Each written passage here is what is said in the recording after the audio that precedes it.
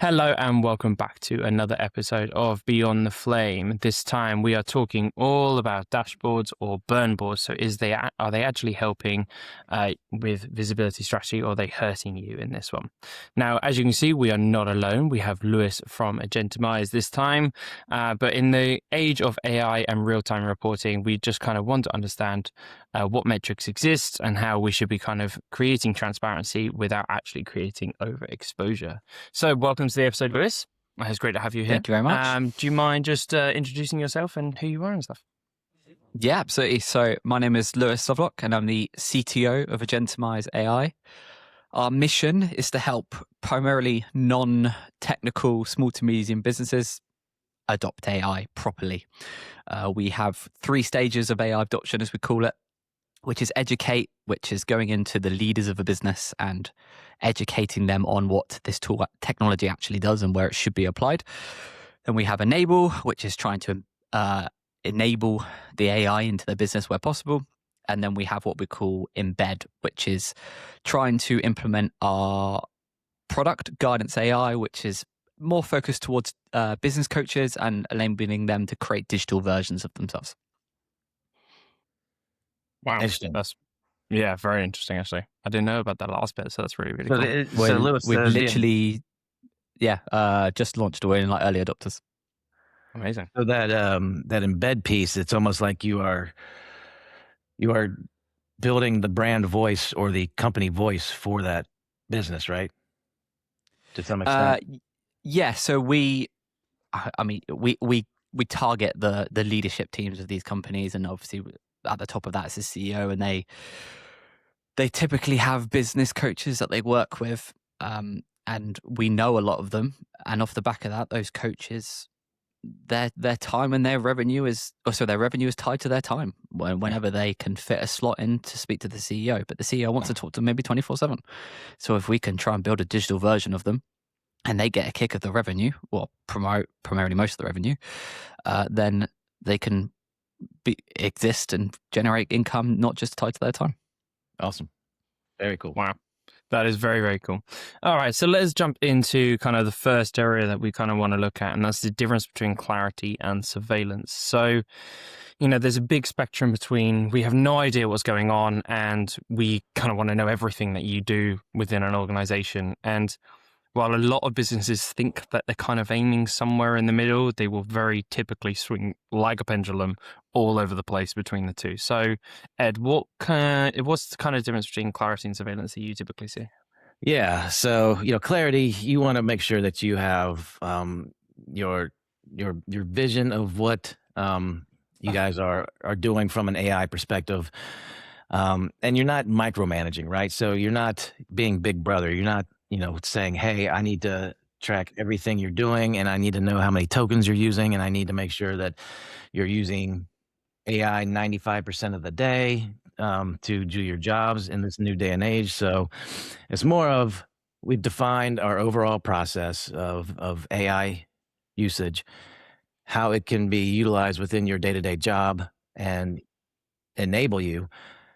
How can we, make sure that is actually occurring for your benefit and not make sure that it's micromanaged? Yeah, I think it's important when you think about clarity and surveillance. Everybody knows that having a level of reporting is a need, because you need to be able to understand whether you're doing things right. But creating this big brother aspect always puts people on edge.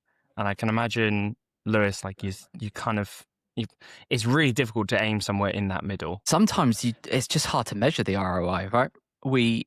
I can remember when a previous job, we turned on ChatGPT licenses for the whole company, all 600 of us. Well, how do you measure the ROI of doing that? And the answer to the CEO was, well, right now we can't, but it would be silly not to do this. You need to give people these tools and let them come up with the ideas, let them see what happens. There's a security aspect, all this kind of stuff that you need to consider, but sometimes there isn't that ROI. You just kind of got to let it go, let people fly with the technology and see what happens.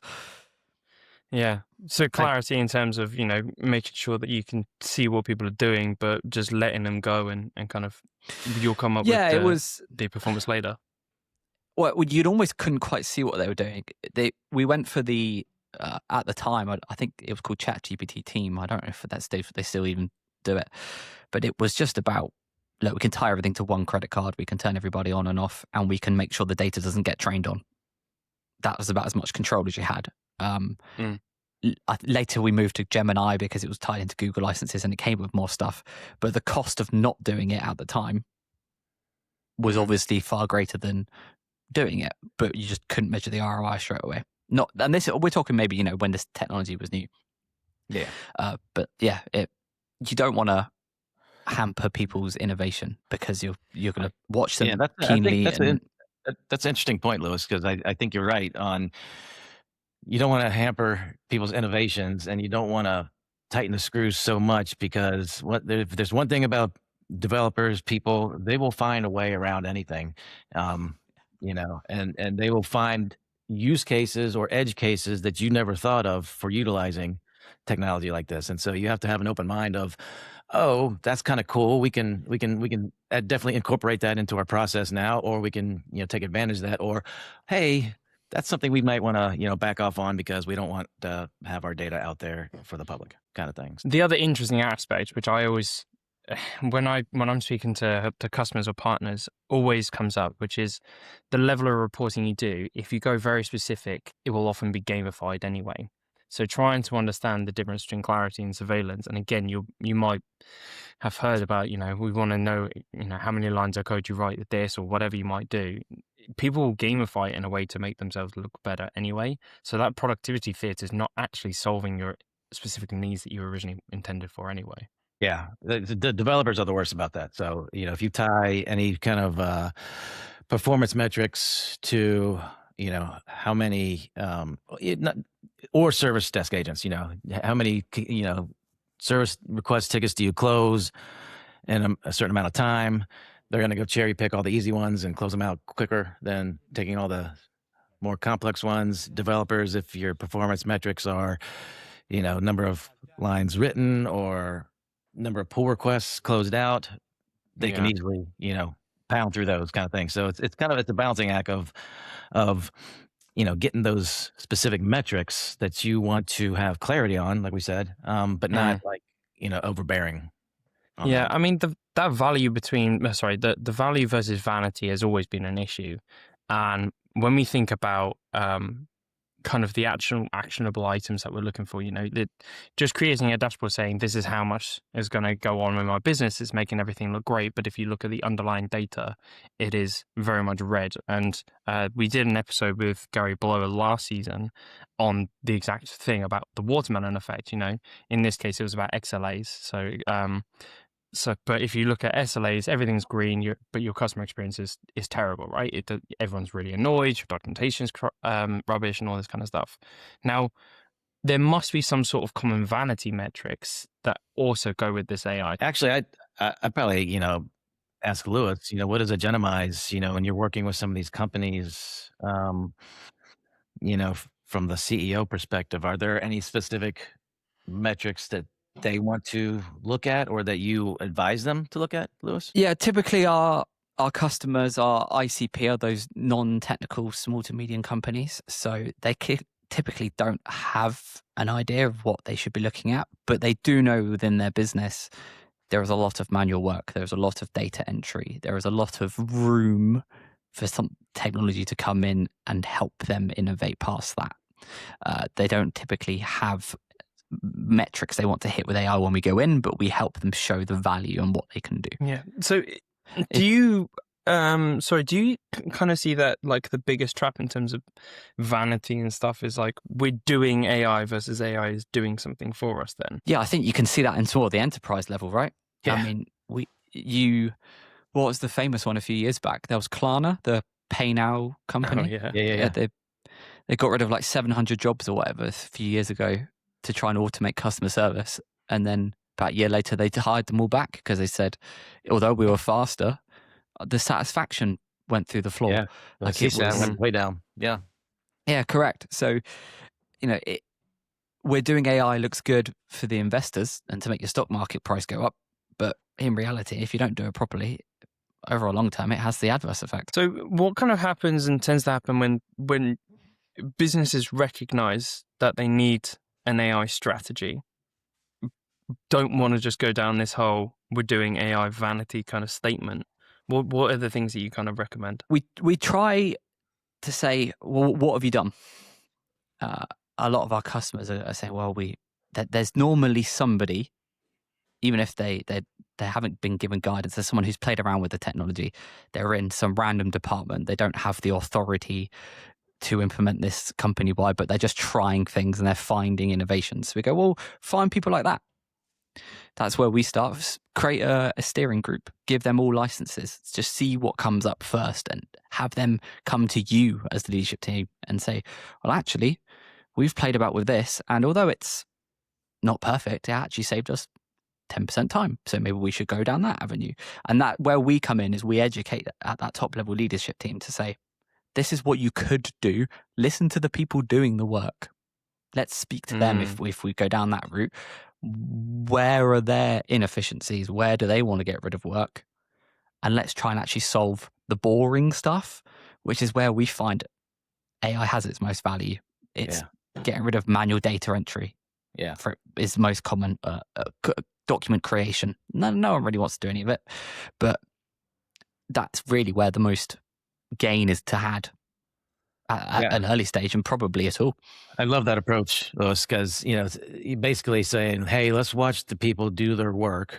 And then as they're doing the work, you can notice, where are those repetitive actions, and maybe the user that it's using it doesn't realize that pieces could be automated that would save them time. But, you as someone that is acutely aware of what AI can do is helping watch through their process and their workflow. And then, that's where the benefit comes in as far as, hey, based on what we saw and your work pattern, here's what we can do as far as some automations or where AI can add that value. And then let's try it. And then how does the user respond to that kind of thing?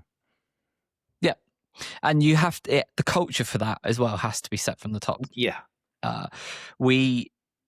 One of the first things we say to any business is if you think or if you believe this technology is a cost-cutting exercise to get rid of people, this isn't the right partnership. And we would walk away at that point. 100%. It is trying to take away the boring, mundane things that people don't want to do and enable them to things that they do. And if that is the culture that they want to try and bring in or they live and breathe, then great, we've got a partnership here and we can work together. Yeah. The episode that Dan and I just recorded was about using AI agents in a collaborative format as a partner within enabling the humans to do their job better, not taking away their job. Yeah, exactly. We've been seeing far more about this human in the loop in general, but just human AI enablement, which fine, you could say AI does this job and therefore enable me to just go and do other things, or it's more about, like you say, is doing only part of the job, but is doing it so much better, more efficiently, that it's then enabling me to make better, more informed decisions. That's the human in the loop aspect there as well. Yes, someone's got to be accountable and responsible still. It is their job description. It's their accountability to what happens as the output. But can you enable them to get there quicker and better? Then great. Probably. But it's still someone should be accountable for what happens. Someone should check the email before it gets sent type thing. Even if it's something as basic as that, but it needs to happen still. No, so I guess the irony when we think about like the vanity versus value is actually to your point, and just to kind of sum up, is spreading it everywhere is vanity. Finding actual use and value being boring. And I think I read this on your LinkedIn, which is the best AI strategies are the boring ones. Yeah, completely. It's the freeing up time. And it's mostly data entry, document creation. There's so much of that gets done, and particularly some of the brick and mortar companies, if we call them that we work with. It's unbelievable the amount of people, teams that move data manually from one system to another. It blows your mind sometimes, but these are the people that are trying to help. Kind of when you're looking at things like that, the data journey reduction then.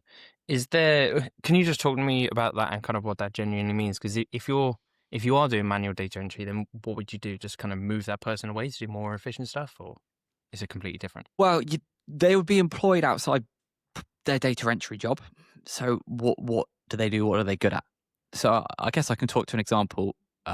We worked with a company that they're a manufacturing company. They manufacture what I would describe as very luxurious greenhouses. These things cost like 50 grand upwards. They're for the posh and for the rich, if we say that. And they employ somebody whose job is to do customer service outbound, like pre-sales. So they get loads of leads from events.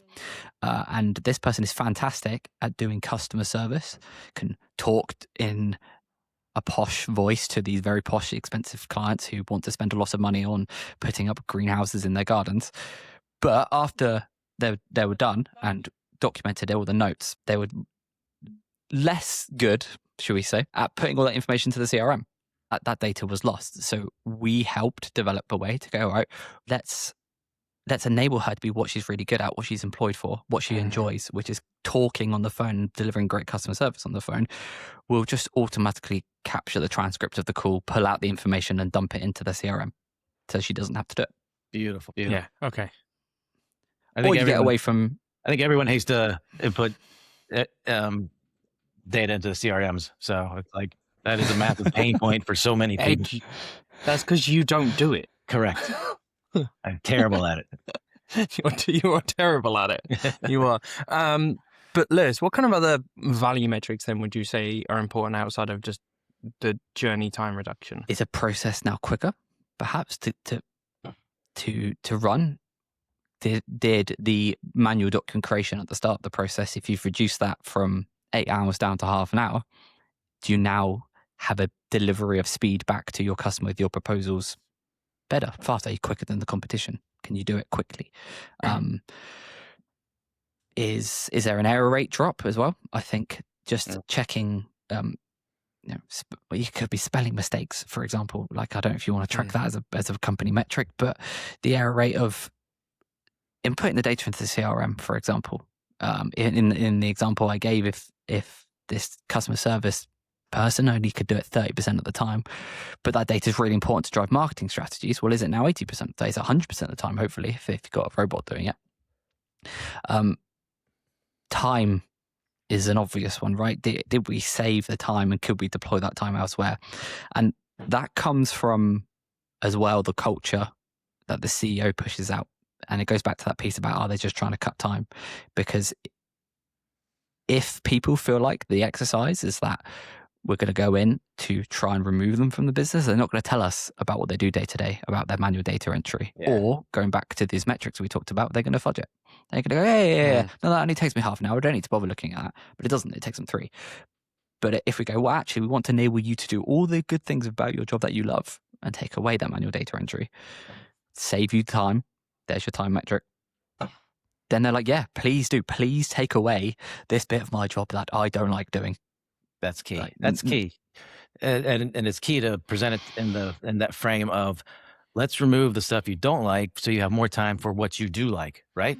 So that is, that improves the employee morale, which, hopefully cascades down, and, your CSAT scores are all going crazy now. So it is. Yep. And if you can achieve those metrics, they don't look good on an investor's slide deck back to the board, right? This is, we saved these people this amount of time, rather than we're doing AI and the stock price has gone up because that we said that we're doing it. But it's the real wins. It's actually where you're going to find long sustainable growth. And I guess that's the more important well, obviously it's the more important metric, but in terms of what investors would actually care about is it sustainable growth? Talking about we're doing AI is only ever going to be a short-term goal. Yes, okay, it's going to boost your valuation, but actually when anybody genuinely looks at that, they're going to go, well, you're not. You're falling this, you're failing this. And again, it's the watermelon effect of like green on the outside. It's only when you start to actually dive into teams and, like you say, performance and whatnot, that it will come through. So we've talked about, some of the value metrics versus vanity metrics from an AI perspective within business processes. Another thing that Dan and I have been pounding on this season is basically the health of your data. So AI fundamentally is built on data. So if you don't have good data, well-structured data, you can get hallucinations, you can get bad data because, effectively AI has been trained on the history of the internet, right? So you may have old API documents that reference, API calls that don't exist anymore, right? So, you got to make sure you have all the up-to-date knowledge. And that it's structured in a way that makes it easy, that it's searchable from a human and an AI agent perspective here. So,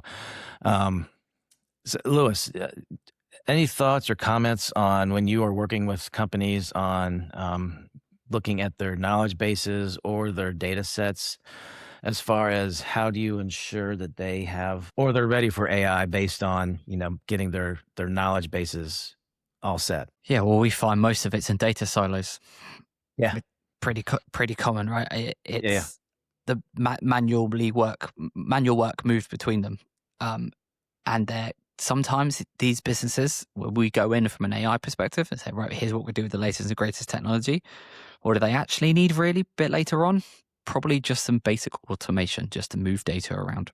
And you might sprinkle some AI in it, but actually what they need is just to move the data around to begin with. That suddenly the company is suddenly more efficient because you're actually putting data in the right places. Yeah, I wonder, I almost think, I almost, and this, I don't know, this could be controversial, but I almost don't mind if some data is in silos, right? As long as you have a layer on top, as long as the silos are structured, they're clean, there's no duplicate stuff, there's no, everything is up to date, it's fresh, it's not stale, it's valuable data, and you have a layer on top, which could be the AI that can go in and cross and access those different silos as needed and present that from that perspective, right?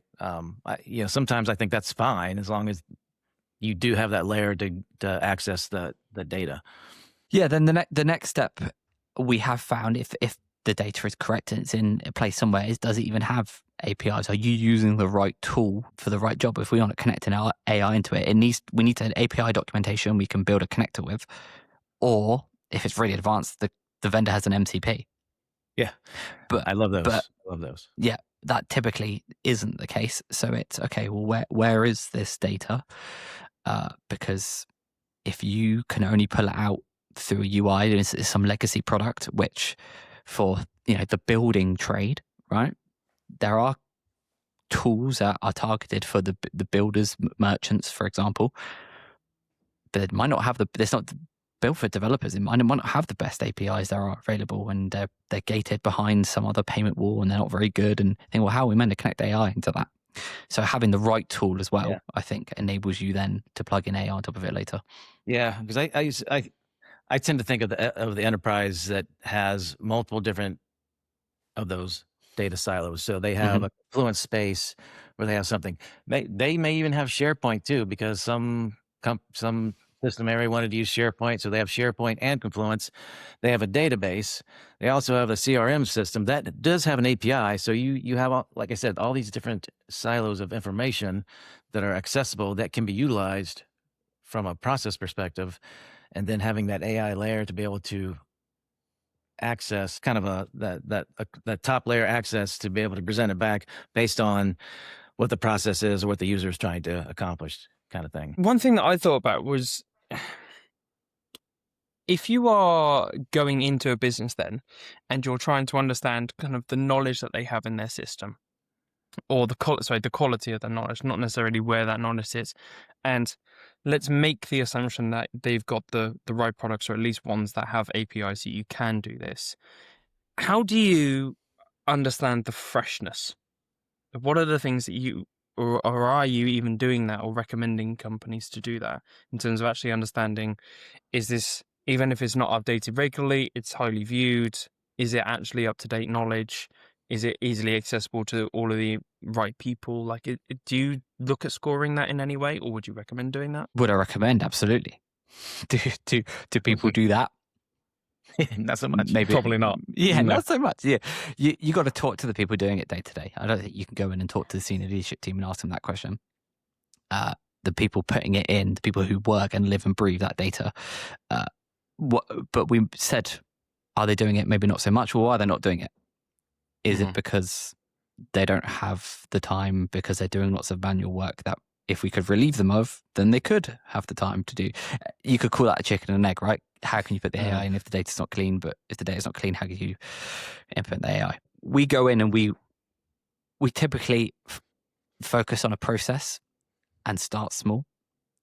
And okay, how can we save you a couple of hours here on this particular part of a process? Not end to end. That's, you can't boil the whole ocean. Is that the phrase?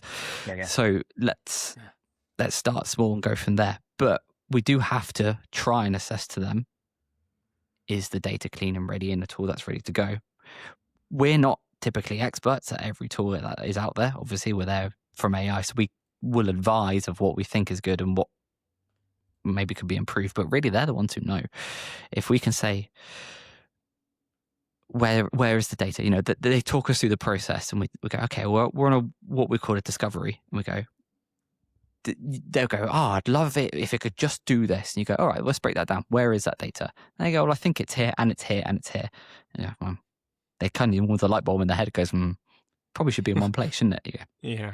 That would help. So let's kind of switch this up then. So, we've spoken about knowledge, we've spoken about the vanity metrics and stuff, and we've been banging on about levels of those all kind of season. But I think one of the biggest things that you can present us with, Lewis, is kind of that executive lens. So with the work that you do, how do you train that culture that you know is so important to kind of go out and actually get this implemented successfully, while still making sure that you provide them enough of the feedback and metrics or whatever it is back so that they know it's been worthwhile spending that money? Well, I guess it starts as almost like you could call it a sales filter from the initial conversation. I touched on it before. Are you looking? What is your goal of this? If it is not, we just want to get rid of loads of people, which we haven't found there is many that do that. But okay, all right. Well, what do you want to get out of the technology then? Where do you think it can help, and almost reverse it back to them? Not us come in and go, right, well, we are the experts, so we think that you should sack all of your customer service and then just employ loads of agents. Then we're going to go over to your marketing team and we're going to get to write every single bit of copy and every single email that's ever been done. And now you can then sack the entire marketing team. And we don't go in and do that. And I don't think that would be the right culture. And typically, if we can get the right fit customer when we go onto that call, it's, what are you looking to achieve? Let's reverse it back on you. And if they go, wow, I really think that we could reduce the time it takes us to send customer proposal, or cut our manufacturing time down by 20%, or we could do, and you go, okay, well, let's dive into that. Let's start there. Where does the data? What are you doing? Get me in front of the people who press the buttons, who manufacture the things, and let us tell them, get them to tell us what you do, what they do every day. But it has to come from that top of the business, because if it isn't, and you go to that person, they're going to think, oh my God, they're trying to take my job away. I'm not going to tell you anything. Exactly. Yeah, you can't. Yeah, you're right, Lewis. You can't come from that perspective. You can't come like, hey, AI is here to replace you. No, it's here to help you do your job better, more efficient. Yeah. Again, take away the parts you don't like and then expand the parts that you do like. Yeah. And that process that I've talked about, we go in and then we speak to different people and we try and then that takes time. So we say, well, okay, in the meantime, then if you maybe want some quick wins, the thing we can recommend is give people LLM access, whatever flavor you want. If it's your Microsoft shop and you want to give them Copilot because then it's all contained in your 365 environment, then fine. But whatever you feel comfortable to give them, because if you give them a license to say, hey, here's a bit of free reign, we're not really sure what we're going to get back out of it, but what's a license, like £30 a month, $30 a month, then see what they come back with. And they're going to go, you'll get so much more excitement of people coming almost to you, you as in the leadership team or the CEO, to say, we should do this and we should do this, but they're only the people on the ground doing the work. Well, then hopefully you can manifest a culture of just trying things and innovation, and you'll get it back in other ways.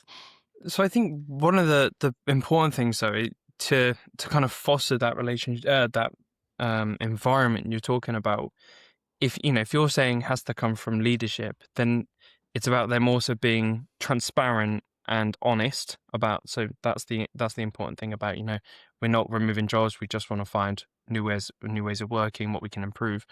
But also, is there an element of, hey, we're going to try it too. We're going to show you that we're doing this, and this, and so that they can see that they're fostering the culture from the top, and it's not, again, a bottom up driven exercise. What, the leadership team saying that? Yeah, as in, like, absolutely.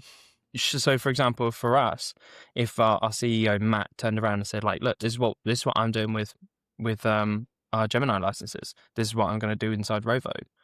Like, do you think that's so important to kind of 100%.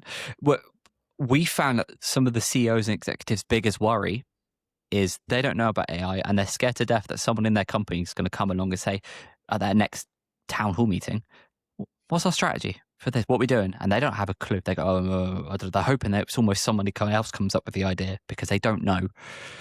So actually, why our first port of call into the customers is to say, let's educate you as the leadership team. We're not going to tell you, it's not a technical deep dive into RAG and vectoring and all the kind of technical things. We're not going to tell you to get OpenClaw running everywhere, but let's just show you what you can do. If you go into an LLM, this is what it can spit out. This is what you've got to be careful of.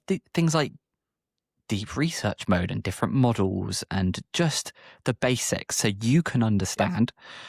And then if you get questions from within your team, because you will, if they're thinking on the right way you are, then you're not going, oh my God, I have no idea what we're doing. Because really, people are looking up going, I hope they know what the leadership team, I hope they know what our AI strategy is because I can see this technology coming. But the people at the top are going, I hope no one asks me because I have absolutely no idea how it works. It's almost like there's an element to like a trust equation in it, because you need to know that the information you're getting is credible. You also want to know that it's reliable. But it could be seen from either way, right?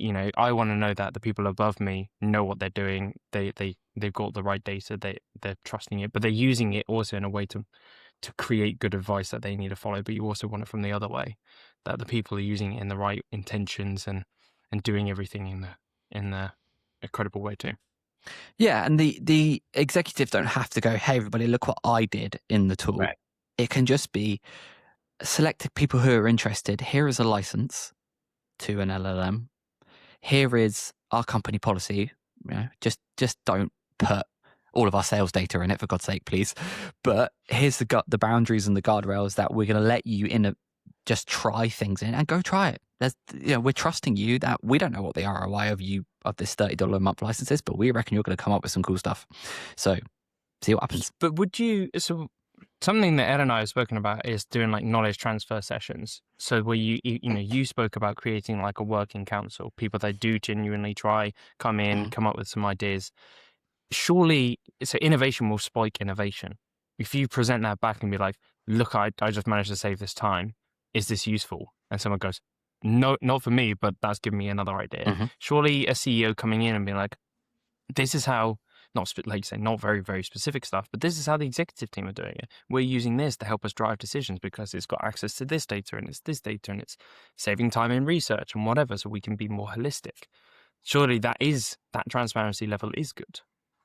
Yeah, absolutely. If you can get this executive team together with enough time to show them and get them to do it, that can be a challenge, trying to find them to come together and time in their diaries, which is why they might actually think, wow, the people on the ground pressing the buttons and doing the things, if the boring stuff is the end goal, then the people doing the boring stuff are also going to then come together and have better ideas probably than the executives. But yes, absolutely, they should try and be present and be part of it as well. So we have talked a little bit about, having the right mindset in a corporation for implementing AI, leading with trust and transparency from the top down.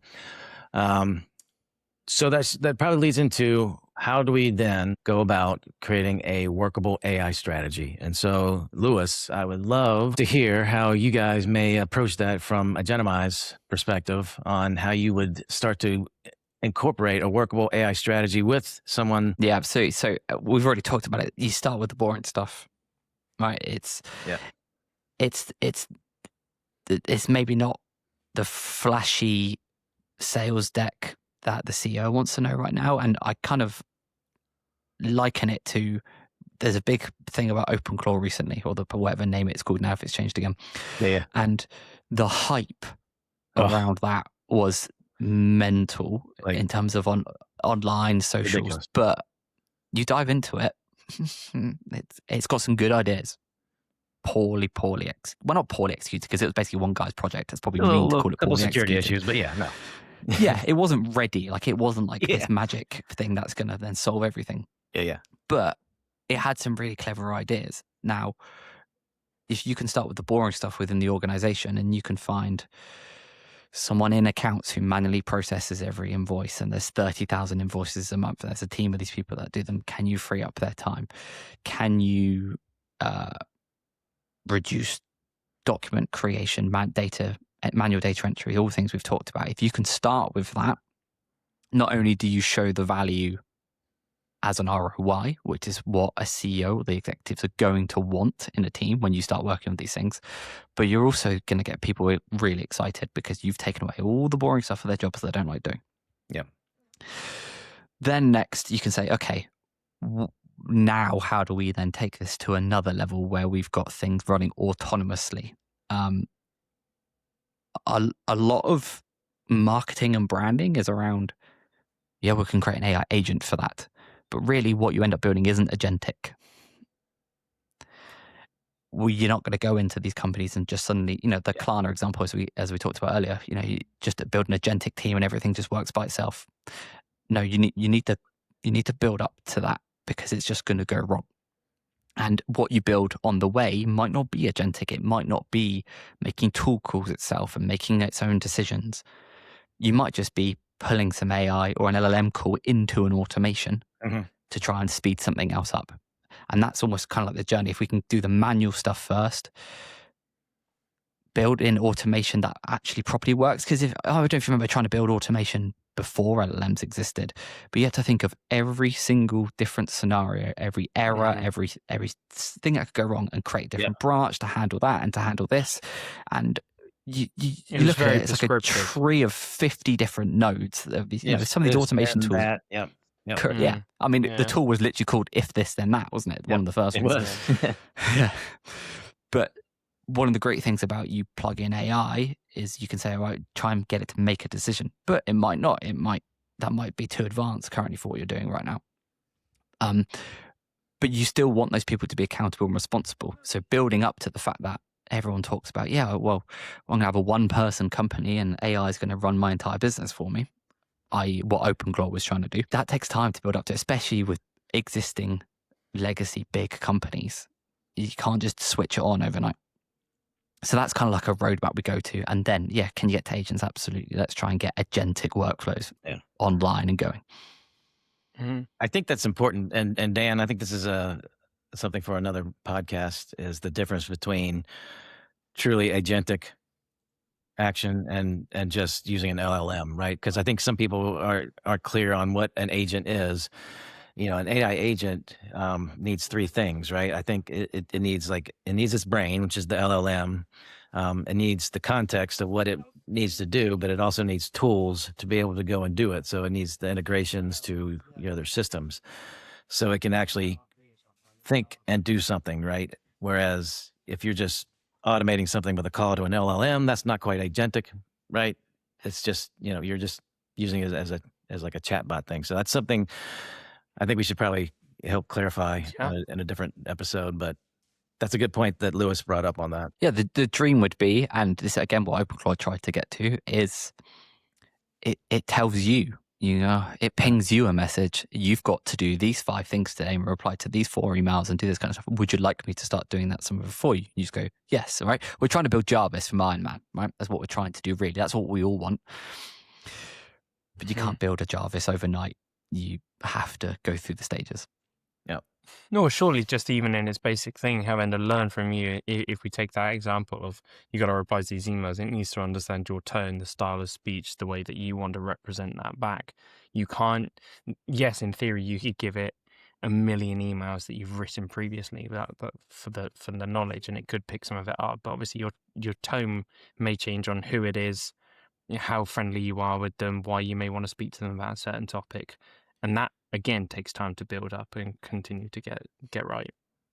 Yep, and it works currently on a personal level. If you keep using, I mean, I'm a great lover of Claude. If you keep using Claude, it remembers things about you. Yes. And then when you put the next thing in, then it's going to go, actually, well, it thinks about things you said about before and helps you tailor that. But that's only on a personal level. You try and do that on the business level with workflows. You need to have all the memory and foundations in place for those processes and the tools and the data. Yep. For it to get there first. You can't just do that from nothing. Yeah. Okay, so before we kind of wrap up, I wanna move this on because we've mentioned on this episode, innovation being incredibly important. However, you still need some levels of governance, guardrails, ethics boards, whatever it is. Obviously, depending on the size of the business, may depend on how deep and integrated they go. Open claw for all, baby. Let's just open it up. But why are they genuinely so important? Like you know, we want to understand and we want to allow everybody to innovate. But what is about the governance and guardrails that businesses need to understand to get right, to kind of really get the most out of their AI strategy? I don't think you can get around it. I think security and guardrails and governance has its place, and it has its place because at the end of the day, you can't sue an LLM if something goes wrong, but you're going to sue a company who might leak it through an LLM. So you need to protect yourselves as the company against those kind of things. Or you've got security regulations, right? You've got SOC 2, yep, ISO 27001, et cetera, et cetera. But I don't think there's an easy answer in terms of traditionally that they're all about securing the data that you have and not leaking it. Well, to use LLMs, unless you're hosting and running your own large language model, which some companies might be doing, but a lot of people are not. You have to send that data out of the organization to somewhere. So it's a bit of a middle ground. I think you have to kind of just assess the risk to say, well, what data are we prepared to send through? If we can't establish our own private thing with either the LLM vendor or run our own LLM, which a lot of, obviously, granted, a lot of big enterprises are going to see that as a solution. But what is your kind of middle ground? Because I think the technology is moving so fast and so quickly. Yeah. Let's be honest, security and governance moves a lot slower. In my experience, at least, anyway, and you're never going to keep the two happy in one go. So it's just about assessing that risk. In a former life, I was a security manager, and everything was just risk based. It's to say, I don't want to stifle innovation here. What is the actual risk of something going wrong? Probably not very high. The data inside is low risk, so therefore let it fly. You know what? You just got to let it go. So is that leading to kind of having businesses have more of like a tiered system, which is these types of departments, the risk of some sort of IP getting out is really low. We'll let them do it. These ones are slightly more medium. Maybe we need to review it properly about every use case and everything they want to build. And, you know, these departments, nothing gets through. Yeah, that's probably a pretty good strategy. Is it data for classification? You would hope if they're worried about security and governance, they have that data classification already. So you have to take that risk-based decision to go, actually, what do we gain over putting a smaller risk on one section of our data that we've classified over another? Go, actually, our sales information, for example, we cannot let it leave. Banks might say all the financial rate information. We definitely can't let that fly through an LLM, so they have to come up with a different solution. So, Lewis, do you guys do any government or governance recommendations when you're working with companies at all? Or because I know you said it was education, enable, and embed, right? So is part of the embed process any of that governance action or not? Yeah, we're more advise than anything else. If we're going in and we're helping build solutions, then of course we tailor that into the factor that we're not going to securely expose their data. But it honestly depends on the size of the company as well. We've worked with some where we've had real success, but there's like 10 people, and the risk of what they do is so low that they kind of then I don't want to say not bothered because that doesn't sound right, but they're less concerned, and you go, wow, actually we highlight the risk. As part of our training, we highlight the risk as well to say that, if you've got people in your company who are probably trying this and they're probably using the free tier of these large language models, then almost certainly your data is getting trained on. Therefore, a quick tick in the box, if you're worried about that, is to give them some licenses. Maybe here's a quick policy. I know policy doesn't stop, but it helps. So just so they know and understand what their soft guardrails and boundaries are within the business and what they do with the data. Others we work with, they absolutely care about it so much. They only want agents, if we use that term, built within their Copilot Studio, for example, because it's all contained within their Microsoft agreement. Yeah, it's all in their Azure. It's all within their control. They don't want tool calls out to the internet and stuff. So we advise where we can and to address those concerns. Yeah. Awesome. Tell us where people can connect with you, or if anybody wants to learn more about your company or connect with you personally, where can we reach you? Normal stuff, LinkedIn. You'll find me. Our company website is agentimise.ai, AGENTIMISE.